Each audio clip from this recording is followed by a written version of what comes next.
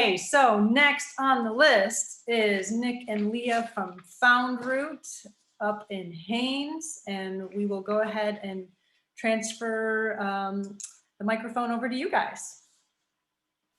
Hi, yeah, Leah's so I'm gonna at least start with the beginning, which was intended to be her part, so bear with me if it's a little less practiced than I'd hoped. So I'm gonna share the screen. We have a PowerPoint that I'm gonna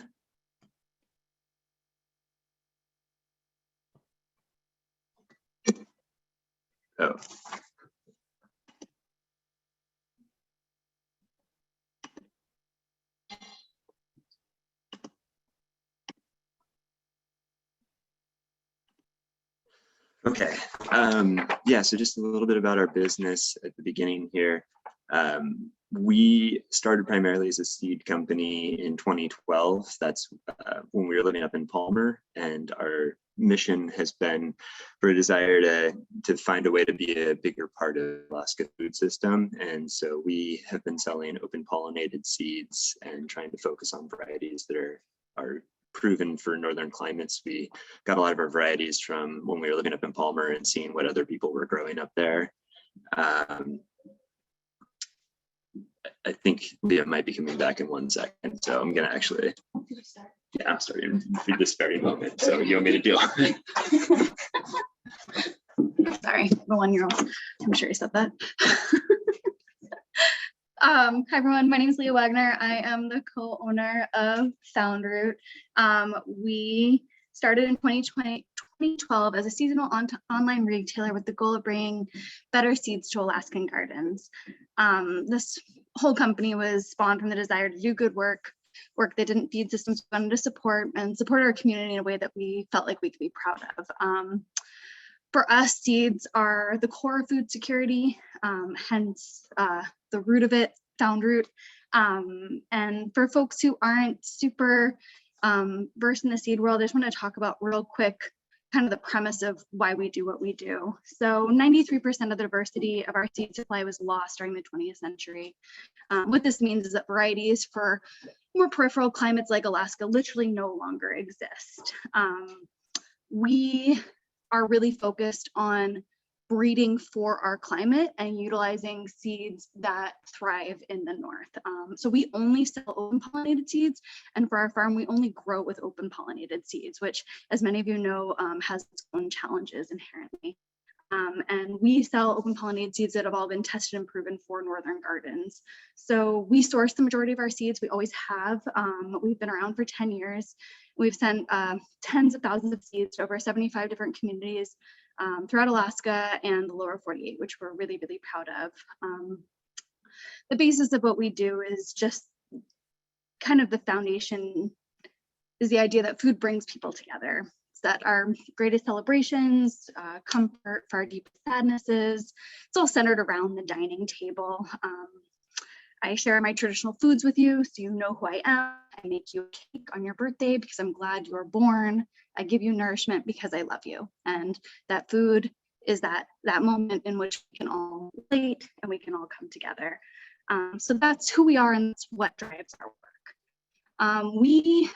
Nick is born and raised in Anchorage, and so we lived up north, and I started in Palmer when I first moved to Alaska 12 years ago, and it's considered the breadbasket of the state. But Nick had attended UAS in Juneau and lived there for a while, and kind of had a sense that Haines was a warmer, drier climate and could be a really great place for growing food. And I think a lot of people in Juneau visit Haines in the summer and see it as this very magical, warm, sunny place. And so he kind of had an idea of it, and we brought our company to the state fair only 2 years after we started the company, and just kind of scoped out the scene and realized that it had an incredible microclimate.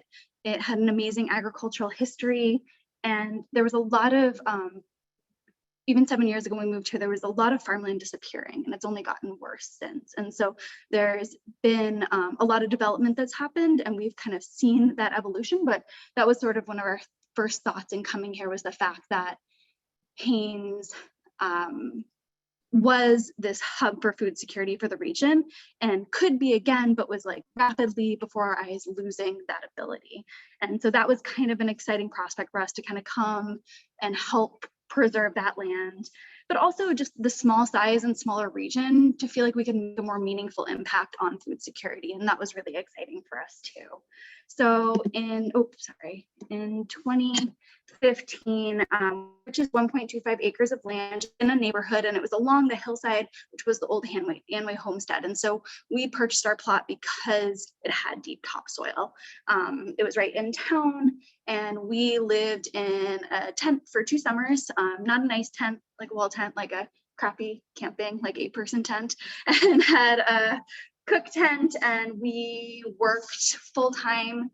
We were also managing the farmers market on Saturdays, and we started clearing the land. And so the first thing that we did was we built a yurt, which is from Nomad Shelters in Homer, and that was our year-round residence for 6 years, up until this last November when our daughter started crawling and we had to jump ship.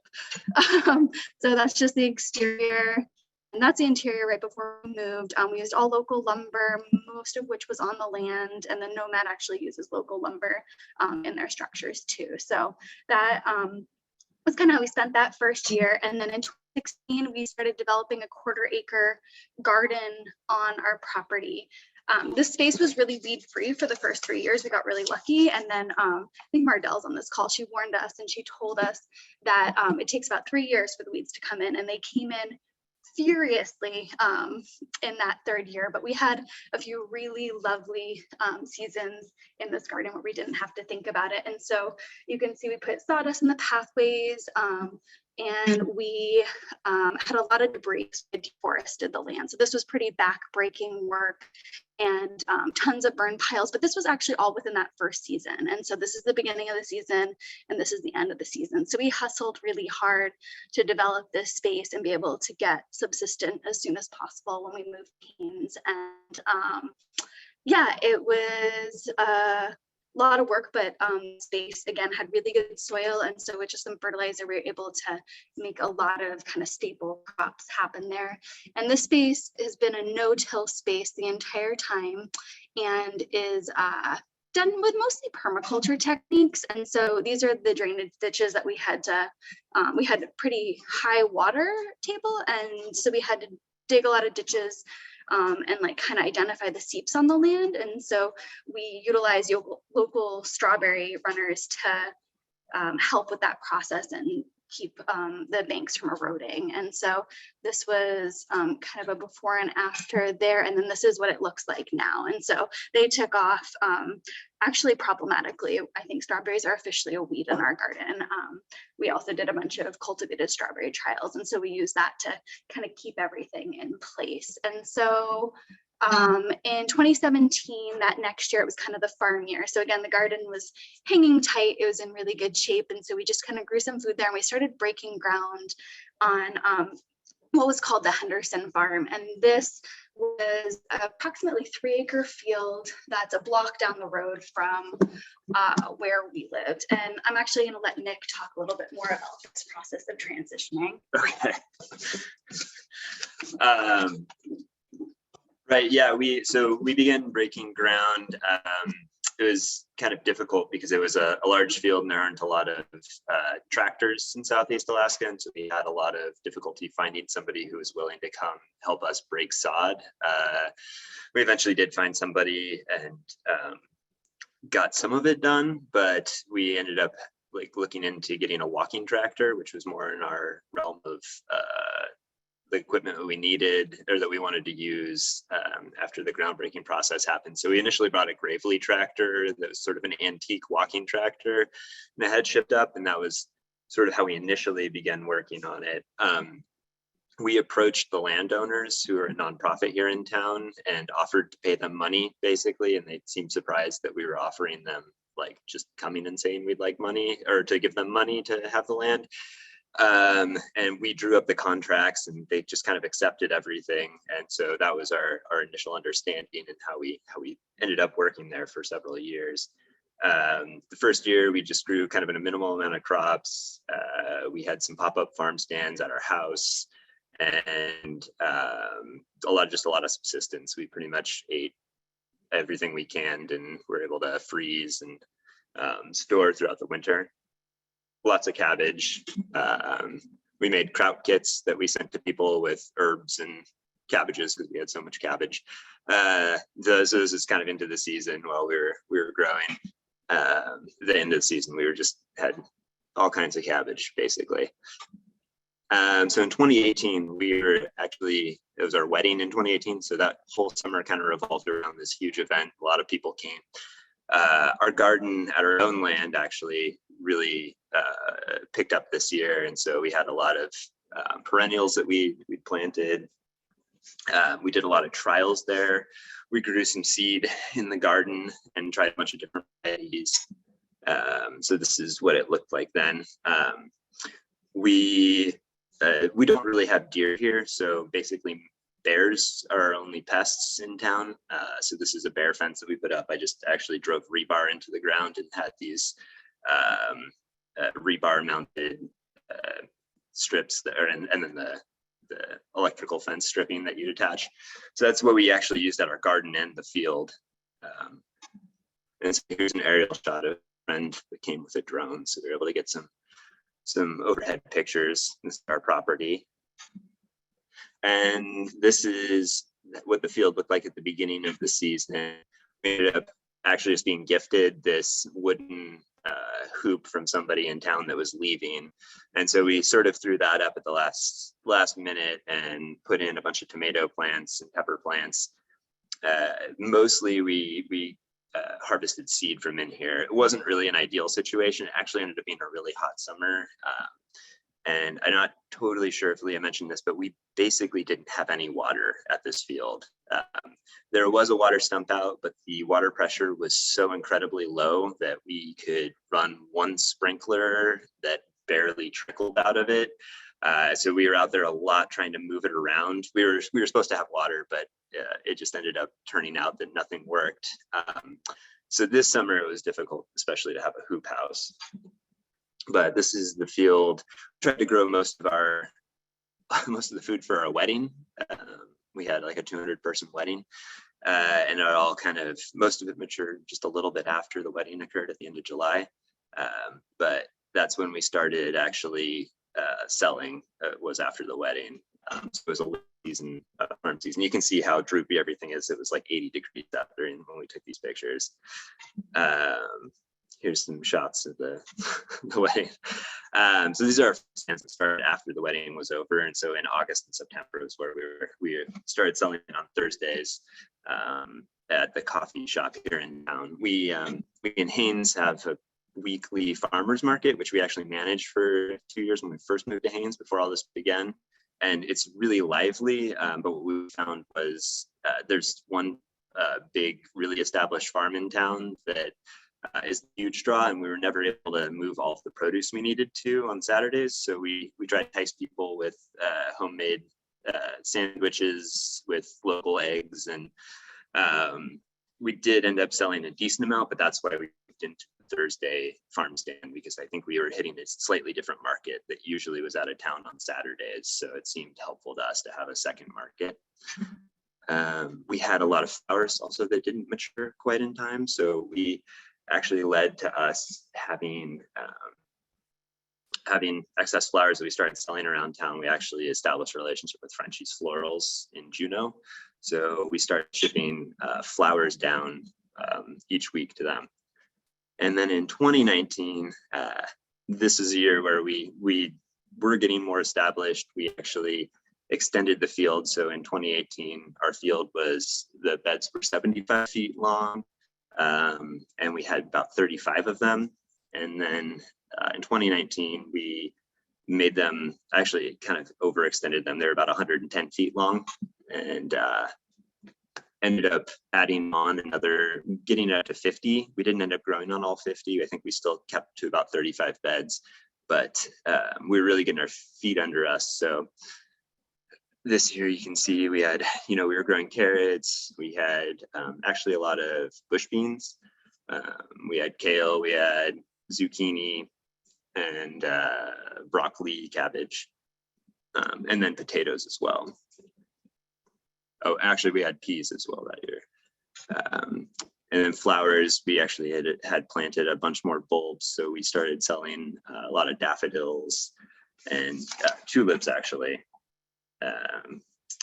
And this season, again, we had kind of a drought, and it was sort of difficult to keep everything watered. And eventually, we'd been working with the landowner, or at least talking to landowner, and we'd had a lot of assurances that there was going to be water, and that ended up falling through again. And so in about mid-June, I got a little desperate and figured out a big tank that I could fill overnight. And then we had bought this pump and ran electrical cords up into the woods, basically, and then had like a 300-foot line that went across the creek to get to the bottom of our field. And so we were actually finally able to use drip tape at that point. We had enough pressure to use drip irrigation, which was great. It was still sort of a pain, and it still meant like a lot of early, I'd have to fill that, and it would take like 18 hours to fill the tank, and then I'd work off of that. And then the other thing we needed, because we were building capacity, is this is an ice merchandiser that I saw on Craigslist in Juneau. And that same day I was looking at Craigslist and saw that somebody was in Juneau with a box fan and was asking if anybody needed anything brought up. So I think we got this ice merchandiser for about $250, and then we paid him $50 to throw it in the back of this van. And then I was able to modify it with one of those plug-in, like a $60 plug-in. I forget what they're called, but basically it just had a thermometer that went in the back, and I could set the temperature. And so I basically made a fridge. And so I think it was 60 cubic feet or something like that was the size of the ice merchandiser. And so we just had that in our driveway. I built a shelter over the top to protect it. And that at least allowed us to harvest a couple days early with a lot of things and keep them in there, and then work out of that instead of trying to harvest, day of or the night before and rely on cool weather. Oops. So this is our farm stand this year. It was actually a lot more flush. We had potatoes, leeks, green onions, kale, carrots, broccoli, beans, peas, a lot of flowers as well. We had herbs. And so we continued this Thursday farm stand. We actually just dropped out of the Saturday market altogether because we were able to pretty much sell out on Thursdays, which was great. We really appreciated that. And it was working pretty well. Just another couple shots of some of the, beets as well. And then these, we actually were able to sell excess to Panhandle Produce in Juneau. So this is us boxing up boxes of, mostly, I think we were selling carrots and greens and kale and potatoes to Panhandle. So we were sending out boxes each week on Alaska Seaplanes. And we also sold flowers to Frenchies. So we had all these dahlias that we were packing up and sending to them. We also were able to grow about 9 varieties of seed for sale on the land that year. So we had, in 2020, we actually offered 9 of our own grown varieties from Henderson Farm. And that was a huge success. We did have enough dry weather in the fall to get things to dry on the vine in a lot of cases. So it worked pretty well. All that said, 2019 was actually a really stressful and tiring year, and we were pretty exhausted by the end of it. And so when we weren't quite making the money we needed to for this to really be our full-time job, I was still working outside of the business in 2019, almost full-time, and that added a lot of stress to it. So in the fall, we both decided that we needed to really step up and make some changes. And so one of them was we decided that we were going to apply for Path to Prosperity grant. So we worked on that pretty heavily for about 2 months and ended up with a business plan that was about 80 pages. And luckily we won, otherwise it would have been really disappointing, right? 80 page business plan. The other thing that we did was I attended a 3-day workshop in Washington with J.M. Fortier, who is the market gardener, is his company and website. And it was immensely helpful just around a bunch of growers and talk about frustration and also solutions to problems. And I learned a lot just from those 3 days. And winning Path to Prosperity allowed us to actually pay for his course, which is a couple $1,000 online course, but it provided me with a lot of really helpful tools, including a really extensive crop planning spreadsheet that basically allowed us to plan out an entire season beforehand and know when each bed needed attention and what kind of attention, and create like a workload calendar. And that was a huge change for us. We also attended Seed School. Yeah, I revisited Seed School, which is it's now run by the Rocky Mountain Seed Alliance. And it was a teacher training program, which is a big part of what we do. But mostly it was to re-energize me because the burnout was really intense. And we were kind of at this point where we're like, we need to make the numbers work or we need to quit. And so we both attended these classes, we applied to P2P, and we just sort of tried to invest energy back into what we were doing to feel like this was the right path for us. And we had also decided ahead of time that, and I think P2P was a catalyst for this, that we needed to quit working other jobs. I was pretty much working full-time outside the business in the winter, and Nick was pretty much working full-time outside in the summer, but we both were pretty much working while we were starting the farm, eating, subsistently out of our garden. It was too much. And so we were getting ready to have a really lean year, and we lucky in that we didn't really have to. So we did a big event at Amalga Distillery, kind of as a PR thing. And we partnered with a bunch of other local businesses and food businesses. We put out a huge spread and just tried to create a moment of connection, because we had done a ton of events in the past, and in starting the farm, it had gotten really lonely. And I think a lot of farmers feel that. And so this was the last time we were in public before the pandemic hit. And so this was a pretty special moment for us in that we got to be with a lot of people who had done a lot to support us, our wholesale partners, and the Juneau community had really kind of changed the face of our business in moving to Southeast. So that was really cool to us. So we wanted to feed folks and say hi. We sold seeds, and that year seeds became the next toilet paper. We got really lucky in that seeds were in huge demand, and so we were able to make a good thing for the first time off of the seed company in the winter, and that cushioned that next summer and all the pivots that we had to do due to the pandemic. And that was a kind of a lucky fluke for us, and we're really grateful for it.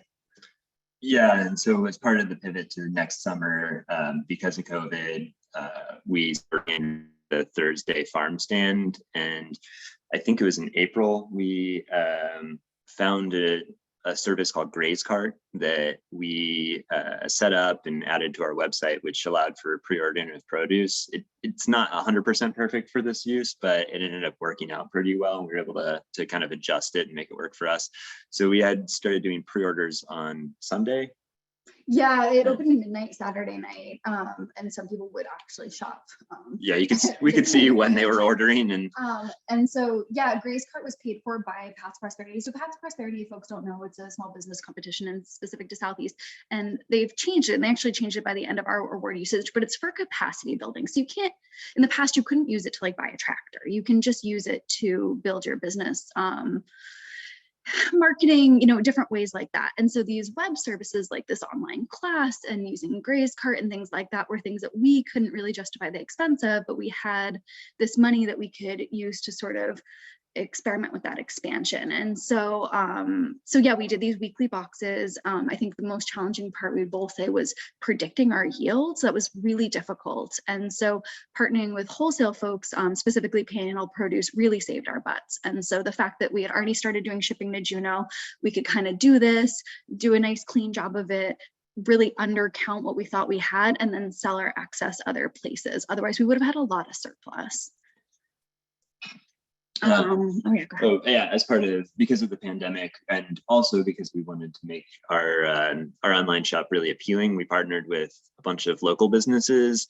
So we had a friend who's an herbalist, and we were selling her products through here. Another friend who's a chef, and we were selling pre-made meals and gourmet grocery goods from him. And another friend who runs a fish company, and so we had like canned salmon and other fish for pre-order. So each week we'd find out what they needed, what they had on hand, and we'd add it to the website. And so it was available to all of our customers. We just did that for free because we felt really grateful that we had gotten the money for P2P and we had these pivots available to us. A lot of people were really struggling and still are in Hanes, and it made our business better. It made it a more attractive website. It made people want to shop with us. So it was mutually beneficial.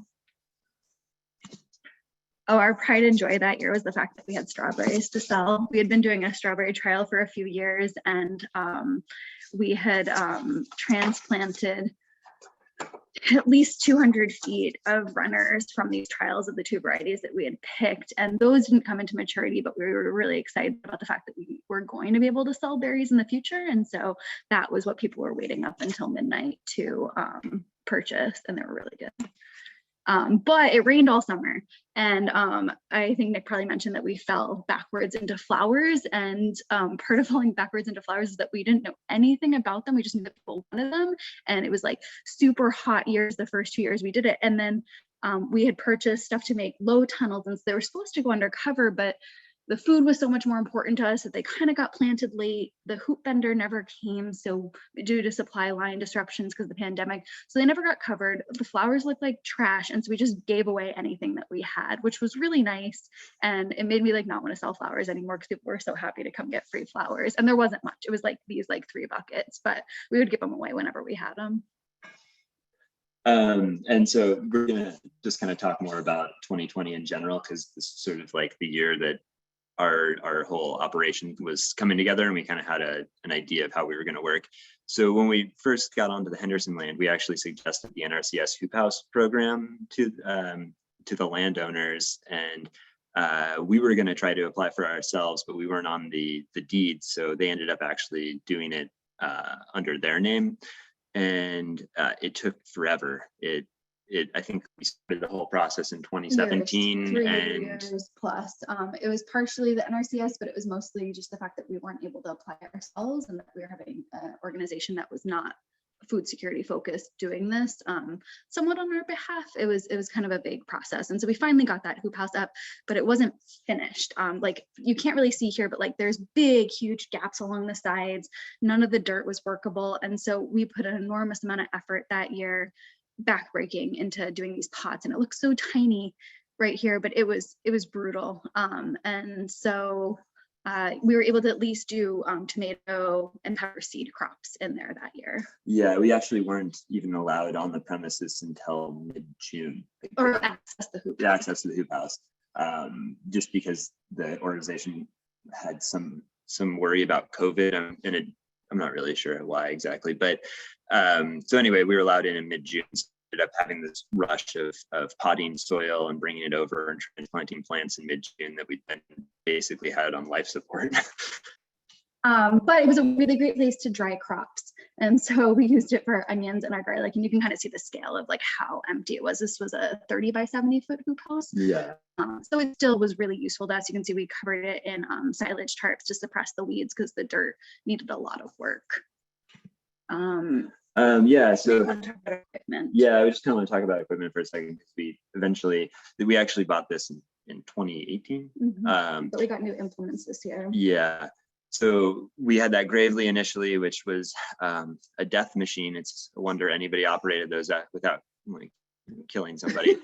And so after one season of failing with that, we decided that it was worth actually purchasing the modern version of that, which is a BCS. So we bought a BCS 853 walking tractor with several implements. The one that you can see on the photo here, they call a rotary plow. And it's really good for breaking up sod and also hilling or even trenching. You can set the depth on it, and it's just a spinning blade. it's less scary than it sounds, because it's actually being pulled behind the gravely. It was actually sticking off the front. So it was like riding a bull. So we had that, and that was what we used to break ground and kind of shape the beds that we were putting in. But we also bought a 30-inch tiller, and this year we purchased an attachment to the 30-inch tiller, which basically made the tiller into a harrow, so we could set the depth to only till like the top 2 inches. And so that was a pretty easy way to get that going. We also got a sickle bar mower, which I just used to mostly maintain the perimeter, because I didn't have to mow as often. If I had a sickle bar mower, I could just chop the bottoms of the grass that grew up. And then this year we bought a flail mower, which basically turns anything it runs over into a slurry, which the intention of that eventually was to have to plant green manure and be able to shred it in place and then compost it where it lay. We did end up using it to kind of deal with beds that had gone off, and we didn't want to work by hand pulling everything. And so we were able to just kind of leave all of the vegetation in place. It was both. We essentially, I'm sure Nick mentioned, like we tried to run this space under regenerative agriculture methods. And so we were trying to be as low till as possible. And this allowed us to compost in place. And so this was a game changer. It also just allowed us to deal with doing greens production in a really good way. And the big investment was doing the strawberries I talked about, the landscape fabric, and then I mentioned the silage tarps. And so weed pressure was insane in this field. I mean, just like noxious weeds. And so we had just been burning ourselves out trying to keep up with it. We're essentially gardening our farm for the first few years. Yeah. And this change, like fundamentally changed how we were doing things. And I recommend doing this for anyone who has the finances to invest even on a small garden scale. Just like make it less work, make your life function. And the landscape fabric, we try and be as zero waste as possible in our farm stand and our farm operation. And so IRT plastic was never really an option for us. And so we kind of went from using, Emily Garrity in Homer had recommended using paper. Butcher paper. Yeah, we used butcher paper in the past, and the first year it worked well, and the second year, I guess just due to a different climate. I also think it was lower quality paper. It was like worse paper. I don't know. We didn't know. And so we kind of didn't have weed suppression. And so this was, these can be used for 20 years. We burned the holes in them and then marked the spacing. And so they're reusable every year. So we would put them down and then pull them. The silage tarps were just good for putting over prepped beds and suppressing weed growth, and then we could roll them back as we were adding to beds. This is our greens production. We use the 6-row cedar, which works really well, but is the most finicky thing I've ever seen and is kind of a nightmare at times. We also used an earthwave for like most things. Yeah. So we also had this, the greens harvester, which is an amazing way to harvest greens if you're unfamiliar. It just connects to a hand drill and basically just mow it down. And it takes a little bit of work, but if you do the planting right and the harvesting right, you actually get pretty great greens out of it. So this was our upgrade from the washing at our house to putting a wash station in the field. We're really jealous of Catherine's. Ours is so sad compared to yours. We were like, we got tables. Part of that was lack of water, and also that we didn't own the land where we couldn't put infrastructure in that we felt secure in. And our land was kind of weird. Like we had the yurt and we wanted to build a house on it. And so we're just like really impermanent in both spaces, which is incredibly problematic in retrospect. So you can kind of see the wash station here. And then we were able to really get serious about variety trials, which is cool. We had kind of been doing it, but I did a big bean trial that year. We had the space to do it. And that's a lot of our market gardening meant to be, was to trial things for the seed company and start expanding what that was, and then be able to offer like cool different things at the farm stand. And so beans were a really successful crop that year. This has been our seed starting setup from the beginning. We 3 baker's racks and just regular shop lights, and we start everything on that. Obviously, it would be great to upgrade from that, but so far it's worked. And It was fine. We had plants in here, I think, till early July because we were doing this really tight rotation with this new system. And so we were running these lights for a long time, and they weren't LEDs, they were expensive. And so this was obviously like a decade-old system that really needed to be upgraded. So this is probably the next thing that we were going to deal with. This is just something, this is down in Washington when I was attending that JM class.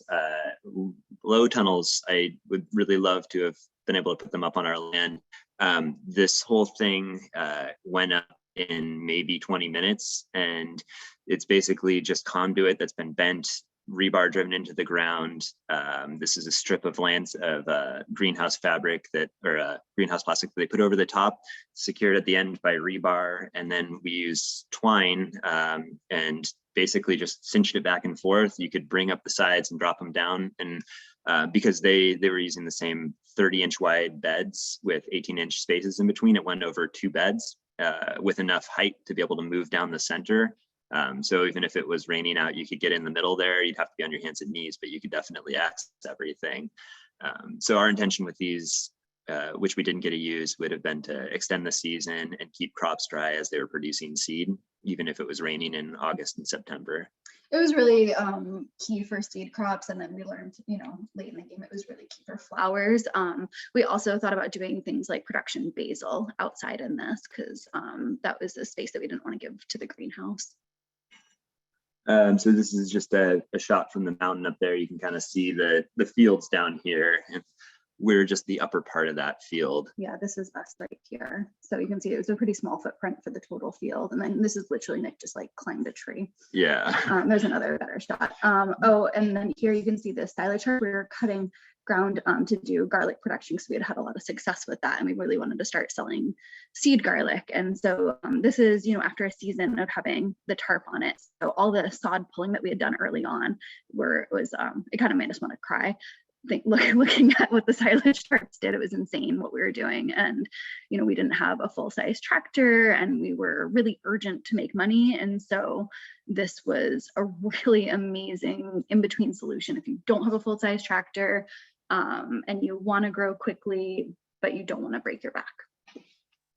Here's some more shots.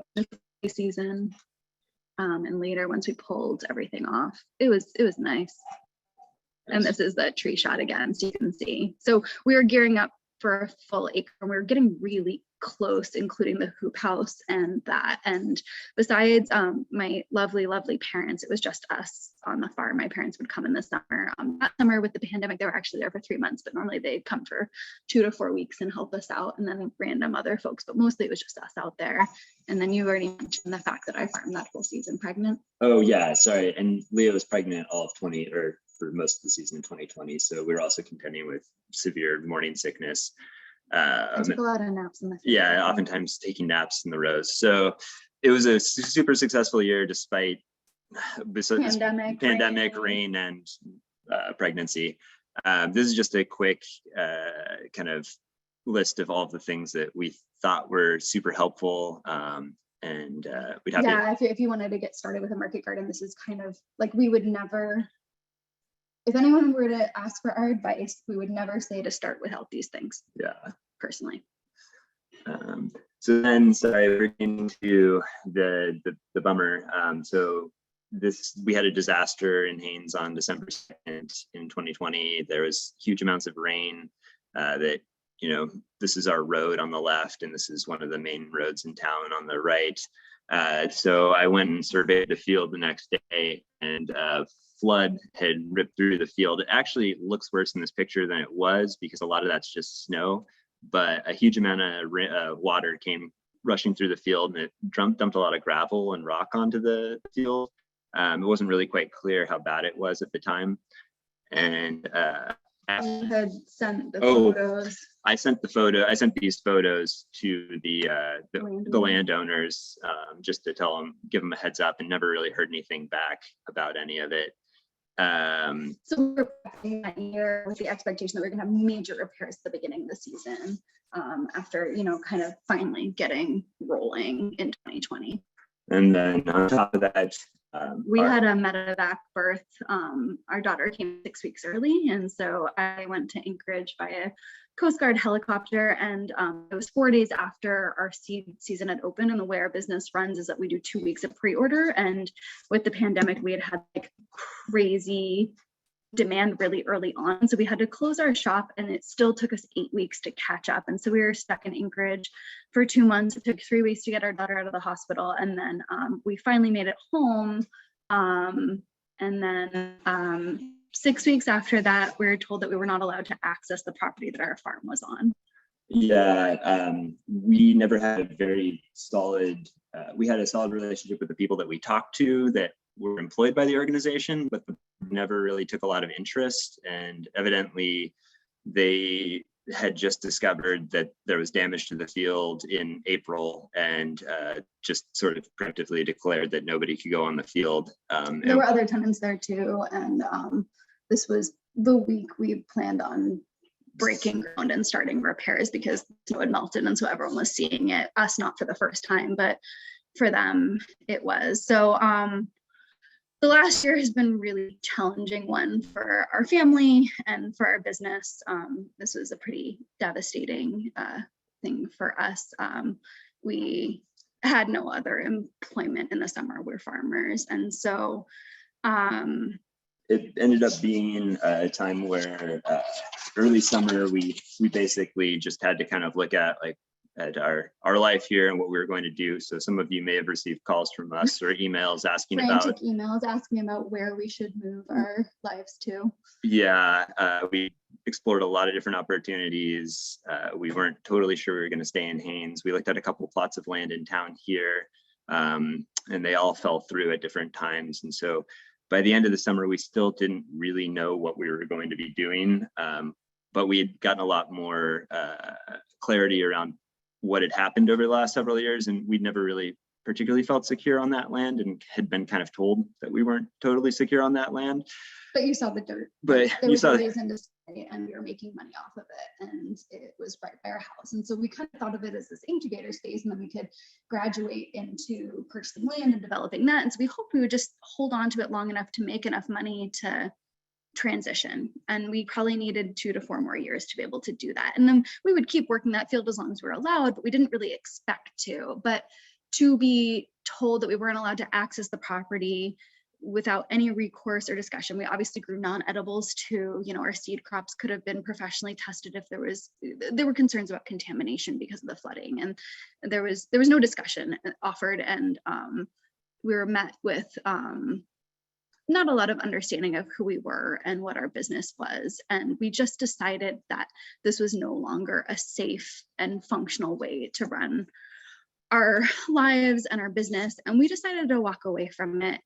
It was not an easy decision, but it was the right one for us. And in retrospect, we realized that we had just been living in extreme anxiety and scarcity mindset, and it's common. You know, what happened to us and the situation they're in is really common for farmers, and it just gave us a moment to step back and look at what happened and how hard we'd worked and how fast we were gearing towards permanent, irreparable burnout, and just why we'd come what we wanted. And so it was a really big year of just reassessing what we needed and what we had come here to do. So we, at this point, can't say, we can't announce everything perfectly publicly, but we've been working on a much larger project that we're hoping to be able to share with everyone, hopefully within the next month.